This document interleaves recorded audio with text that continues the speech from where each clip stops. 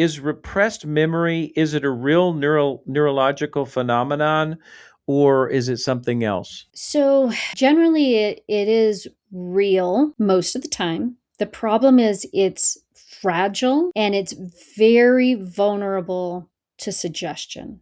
Okay. So one of the things that I believe that I've seen in a lot of the young people that I've worked with in the age of social media, especially now that we have a lot of information that may or may not be accurate that comes at them in these little flashes, these 30 to 60-second videos. And when I say them, I mean it's coming at all of us. But one of the things that I believe happens is they have a repressed memory is just one of those fragmented memories that we talked about before Mm-hmm. that may have some sensory data to it, but maybe Okay. the person can't quite recall the pieces that would normally be connected to the frontal lobe. Like, this is where we were, and this is what mom said, and this is what happened in the 5 minutes before this event.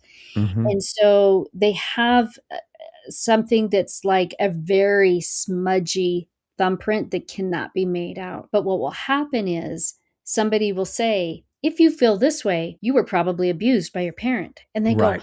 oh my gosh, that's right. That's it. That Right. makes sense. And those memories are so easy to manipulate. Where you took something that was this probably a real fragmented, fuzzy memory, and I'm not a person that thinks that all repressed memories has to be, you have to dig them out and you have to solve them. I don't think that. I think Yep. God gave you a protective mechanism on purpose and for a purpose.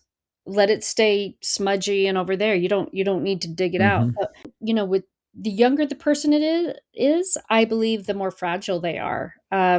It's really easy to manipulate those memories, and I just think people need to handle them with care. Very, very well put. I don't know if it was instinctive or just from God or whatever, but very early on in counseling, and I was coming up in that era in the early 90s, but I realized this delicacy of memories, and I have went to the nth degree to not make suggestions, etc.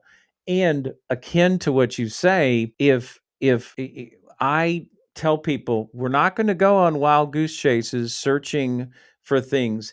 If you have memories that are starting to intrude with nightmares or flashbacks and they're starting to come up and interfere with your life, then we will do trauma work and we'll work on what's actually there.